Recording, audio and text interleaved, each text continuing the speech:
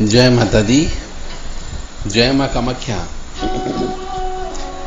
कामाख्ये वरदे देवी नीलपर्वतवासिनी तम देवी जगत माता योनि मुद्रे नमोस्तुते। कामाख्ये काम संपन्ने कामेश्वरी हर प्रिय काम नाम देहि में नित्यम कामेश्वरी नमोस्तुते। दुर्गति नाशिनी दुर्गा जय जय, काल विनाशिनी काली जय जय, उमा रमा ब्रह्माणी जय जय, सीता राधा रुक्मणी जय जय।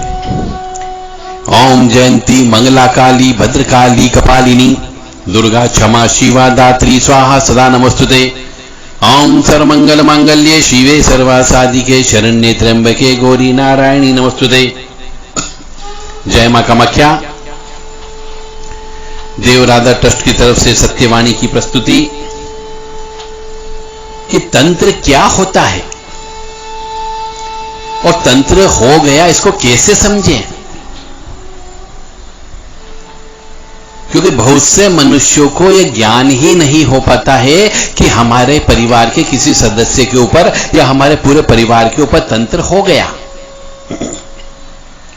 क्योंकि कभी उनने इस तंत्र के बारे में पढ़ा ही नहीं, तंत्र के बारे में कभी सुना ही नहीं और तंत्र पे विश्वास भी नहीं करते। तीनों बातें। बहुत से मनुष्य ऐसे हैं जो कहते हैं हम नहीं मानते तंत्र क्या होता है, तो वो कभी कभी दूसरे मनुष्यों से शर्त लगा बैठते हैं। अब क्या शर्त लगा देते हैं कि देखते हैं किसी चौराहे पर यदि कोई मटकी रखी हुई हो तो उसको हम देखते ठोकर मार के मैं फोड़ के दिखाऊंगा। ये शमशान जाते हैं वो, और शमशान में जो सामान पड़ा रहता है, उतारे का सामान कह लीजिए, शमशान पूजा का सामान कह लीजिए, उस सामान को वो उठा करके खा जाते हैं। शर्त में, सिर्फ चैलेंज के रूप में वो स्वीकार करते हैं कि देख मेरे को कुछ नहीं होता है। मैंने ऐसे मनुष्य भी देखे जिनने चैलेंज स्वीकार किया है और वो बाद में अंततः मौत के ग्रास में चले गए। तो बहुत से मनुष्यों की आदत होती है। अब जिसकी भगवान ने मौत लिख दी है उसको कौन बचा सकता है? तो आप धर्म प्रेमी बंधुओं से मेरा निवेदन है कि कभी भी ऐसी गुस्ताखी करने की कोशिश न करें, कभी भी ऐसी गलती करने की कोशिश न करें कि यदि किसी भी तिराहे पर, किसी भी चौराहे पर या शमशान में कोई भी ऐसा सामान रखा हो जो शराब की बोतल हो, सिगरेट हो, नारियल रखा हो, नींबू रखा हो या कोई अंडा रखा हो या मीट रखा हो, तो उसको उलांघने की कोशिश न करें, उसको ठोकर मारने की कोशिश न करें और उसको उठा करके खाने की कोशिश न करें, अन्यथा आपका जीवन बर्बाद हो सकता है और इह लीला यानी जिसको बोलते जीवन ही समाप्त हो जाना। और जो मनुष्य नहीं मानते हैं वो ये काम करते भी हैं और मृत्यु के ग्रास में चले भी जाते हैं। अब मैं सिम्टम बता रहा हूं कि यदि किसी को तंत्र लग जाता है, मसान लग जाता है, मरघट लग जाता है, तो क्या क्या सिम्टम होते हैं।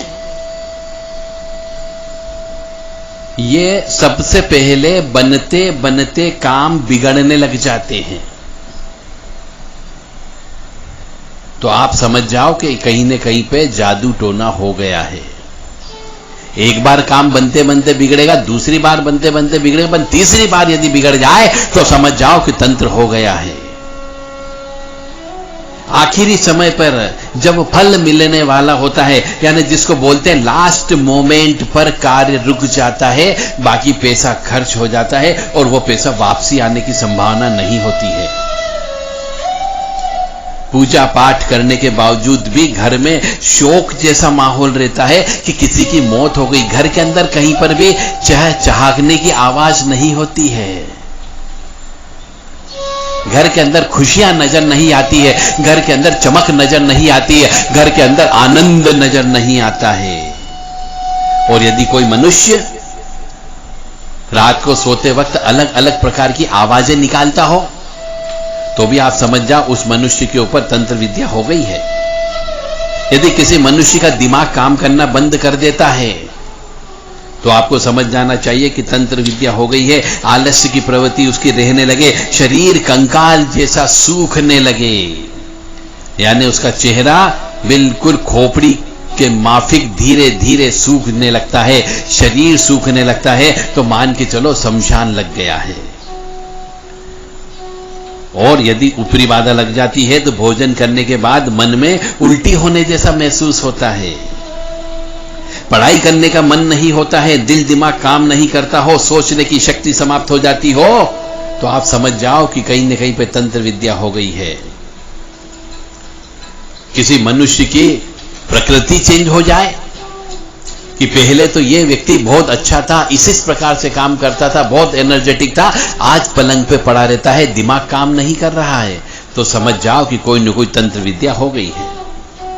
रोजगार पर ताले लग जाए, जहां पर आप दुकानदारी करते हो, कोई ऑफिस में काम करते हो, उस जगह ताले डल जाए, या फिर जिससे कमाई होती है वह साधन ही बंद हो जाए, मनुष्य धीरे धीरे पागलपन की ओर बढ़ता चला जाए, सपने में बड़बड़ाने लग जाए और मानसिक स्थिति खराब हो जाए, तो आप समझ जाओ कि कोई न कोई तंत्र विद्या हो गई है। शरीर की ऊर्जा धीरे धीरे कम होने लगती है। यह विशेष बात है कि जब किसी के ऊपर तंत्र विद्या हो जाती है तो उसकी ऊर्जा जो होती, विद्युत ऊर्जा जो होती है, जो शरीर में चमक का काम करती है, वह ऊर्जा धीरे धीरे समाप्त होने लगती है, चेहरा काला पड़ने लगता है, उसकी चमड़ी काली पड़ने लगती है, तो आप समझ जाओ कि तंत्र विद्या हो गई है। और जिस मनुष्य के ऊपर तंत्र विद्या हो जाती है वह रात को 12 से 4 बजे के बीच में उसमें शरीर में दर्द अवश्य होता है, उसे नींद नहीं आती है, उसे बेचैनी बहुत रहती है, रात को कमरे में स्वयं चलता है या चहलकदमी करने लगता है, रात को कटे सिर वाली नंगी औरत दिखने लगती है, शरीर में सूजन आने लगता है, परंतु मेडिकल रिपोर्ट में कुछ भी नेगेटिविटी नहीं आती है। और यदि उस मनुष्य को झपकी लग जाती है तो उसको शमशान या मरघट या जलती हुई चिता नजर आती हो, शरीर में सुइयां चुभने लगती हो, शरीर सूखकर काटा हो जाता हो, शरीर पर नीले नीले निशान सवेरे उठने पर दिखते हो, तो समझो उस मनुष्य के ऊपर तंत्र विद्या हो गई है।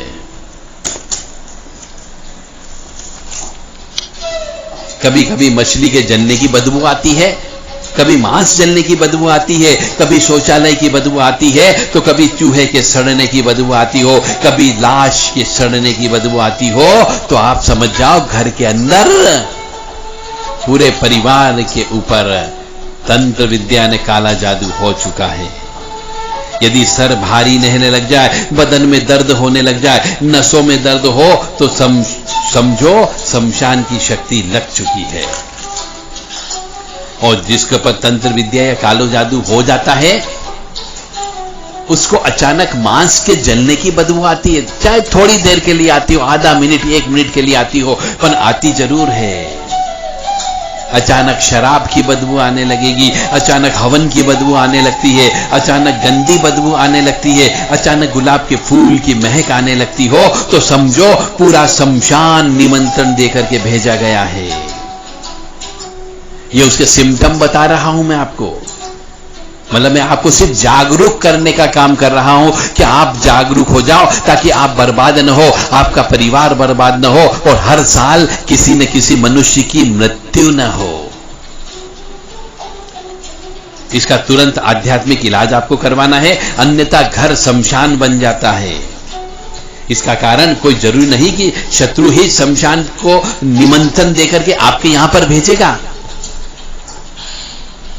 जो मैंने कहा कि कई बार मनुष्य शर्त लगाता है कि शमशान की चढ़ी हुई वस्तु को खाना, शराब पीना, सिगरेट पीना, वहां की राख, हड्डी और चढ़ी हुई वस्तुओं को ठोकर मारना, उनका उलांग लेना, इसके लिए भी कई बार मनुष्य परेशान हो जाता है और वो परिवार वालों को नहीं बोलता है कि मैंने ऐसी कोई शर्त लगाई थी और ऐसा ऐसा कर्म किया। इसलिए मैं पुनः आप लोगों से निवेदन करूंगा, धर्म प्रेमी बंधुओं से, कि कभी भी इस प्रकार का कोई भी कृत्य न करें जो तिराहे पर, चौराहे पर या शमशान में उतारा रखा हुआ हो, उसको उलांघने का प्रयास न करें, उसको ठोकर मारने का प्रयास न करें, उसके पास से बिल्कुल न गुजरें। और वहां पे रखी हुई वस्तुओं को तो हाथ बिल्कुल भी न लगाएं, अन्यथा आप ये मान करके चलें कि आपकी जिंदगी तबाह और बर्बाद हो जाएगी। अब इसका इलाज क्या? इसका इलाज भी तंत्र का, तंत्र से ही इलाज होता है। आपको किसी काली मां के भगत, भैरव जी के भगत या हनुमान जी के भगत या हनुमान की जिनने साधना की हो उनके पास आपको जानना होगा। जो सिद्धिवान मनुष्य है वही आपकी इस तंत्र विद्या को हटा सकता है और काट सकता है। इसके लिए हो सकता है कई बार मंदिरों में हवन करना पड़ सकता है, शमशान में हवन करना पड़ सकता है, आपके घर के अंदर हवन करना पड़ सकता है और आपका भी उतारा भी करना पड़ सकता है। घबराने की आवश्यकता नहीं है, विश्वास रखो, धैर्य रखो और अपने इष्ट देवता, कुल देवता का ध्यान करते रहो। वह अवश्य आपको उस व्यक्ति तक पहुंचा देंगे जो व्यक्ति आपका ये काम कर सकेगा। और मैं जो मंत्र बोलता हूं इन मंत्रों का जप करते रहो।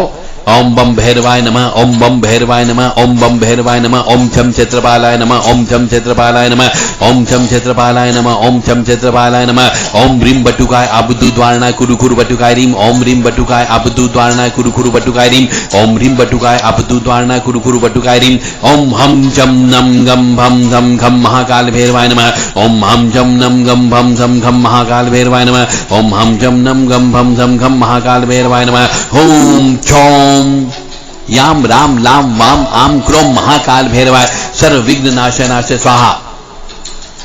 ये इतने सारे जो मंत्र मैंने बोले हैं इनकी 108 आहुति आप घर में ही देना प्रारंभ करें, पीली सरसों और उड़द से। धीरे धीरे तंत्र विद्या की शक्तियां कम हो जाएगी, परंतु आप सोचे कि एक बार के हवन से हो जाएगा, नहीं, आपको शायद 21 दिन तक लगातार 108 बार इन मंत्रों से हवन स्वयं करना प्रारंभ करें। ये उपाय है इसका।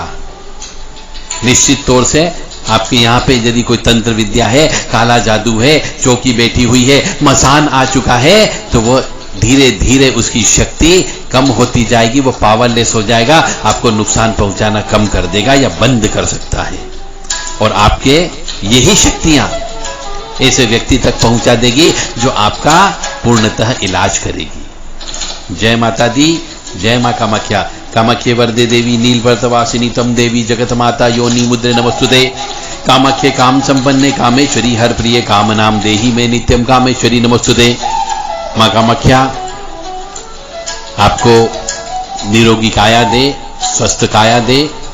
मां जगत जननी आद्य शक्ति भवानी, आह्लादिनी शक्ति, कष्ट निवारिणी, दुख निवारिणी, सिंह वाहिनी, महिषासुर मर्दनी, चंडमुंड नाशिनी आपका कल्याण करें। जय माता दी, जय मां कामाख्या।